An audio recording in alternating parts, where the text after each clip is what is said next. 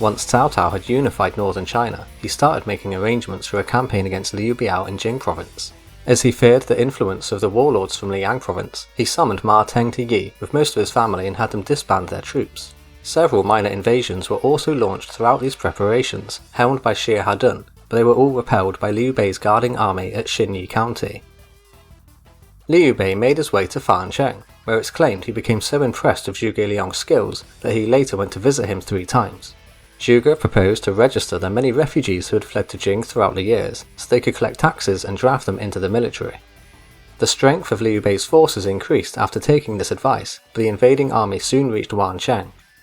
Disaster struck, as not only did Liu Bei suddenly die of illness, but his youngest son succeeded him and surrendered to Cao Cao right away. As Liu Bei was not informed of this important decision, he carried on as usual, but eventually became suspicious of his allies' lack of activity. He sent an attendant to Xiangyang to question Liu Kong, who only then passed on the bad news through his subordinate Songzhi. Cao Cao's men had already received Liu Kong's surrender at the city. Dismayed, Liu Bei drew his sword on Songzhi but didn't kill him. A council was called where Zhuge Liang suggested to attack Liu Kong first to quickly seize Jing, but Liu Bei rejected it. As he had already been entrusted by Liu Bei to look after his sons, he immediately evacuated his Fancheng base, leading his followers of 2,000 to 10,000 military men and even more civilians on a journey south. As they passed by Xiangyang, many more officials and civilians also came out to follow along. Liu Bei called out to Liu Kong that it wasn't too late to put up resistance, but he hid and did not dare to be seen by him. Wang Wei said, "Cao Cao has heard that you are surrendering and that Liu Bei has run away. He will certainly relax his precautions and will come to you with only a light escort. If you give me a few thousand soldiers, I shall intercept him in the passes, and Cao Cao can be taken. When you have captured Cao Cao, your authority will make all the empire tremble. You will be perfectly secure, and can look for yet greater things." Liu Bei's forces had not been moving very quickly, no more than 5 kilometers a day. Someone suggested to abandon the people, but Liu didn't have the heart for it, as they were already risking their lives just by following him. In carrying out a great affair, the people are the essential thing. Now the people have turned to me, how can I desert them? Instead, Liu Bei asked Guang Yu to ferry some people on his several hundred ships down the Han River, to take a roundabout route to Jiangling where they planned to rendezvous.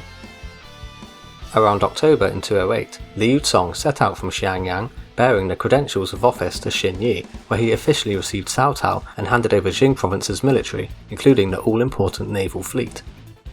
The strategic location for both armies was the supply depot of Jiangling, which Cao Cao worried would be raided. He left his baggage train behind at Xinyi, then quickly gave chase with a 5,000-strong elite cavalry force. Their target was more than 100,000 unarmed people, slowly dragging thousands of carts of luggage. The cavalry caught up with the flock at Changban in just 1 day and 1 night and attacked them, so Liu Bei fled for his life. He turned east, heading towards Liu Shi at Jiangxia, so galloped on ahead with Zhang Fei, Zhao Yun, Zhuge Liang and some others, while his family and the civilians were rounded up. Cao Chen captured 2 of Liu Bei's daughters and lots of his equipment, before rounding up some scattered soldiers who were easy to recruit. During this time, one Chu Shu learned that his mother had been captured, so he requested leave from Liu Bei. In the beginning, the reason I sought a plan with you for the hegemony was because of this square inch of territory, the heart. Now that I have lost my mother, my heart is confused, and I can be of no help in your affairs. I therefore beg leave to go. With that said, he surrendered to Cao Cao.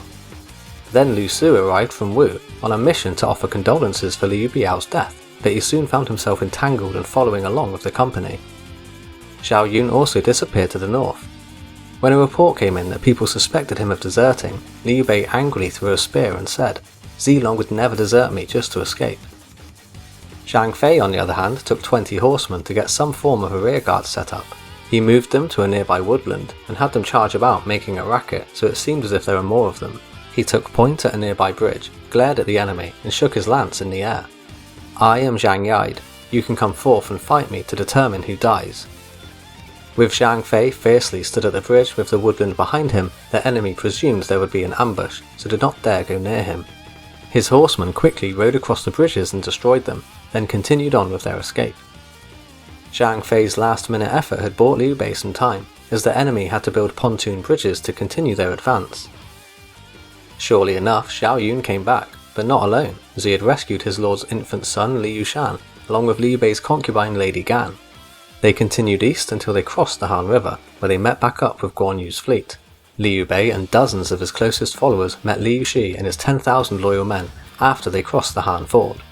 Liu Qi took his army back across the river to collect Liu Bei's forces that had scattered, then they sailed down the river to Xiaku. Lu Su questioned Liu Bei on where he would go from here, and was able to convince him to form an alliance against Cao Cao with his master Sun Quan. Meanwhile, Cao Cao did not follow up in immediate pursuit.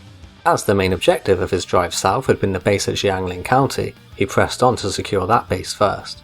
It was only a matter of time until Cao Cao's mammoth army was ready to sail further south, so the combined forces of the Sun-Liu alliance needed to work well together.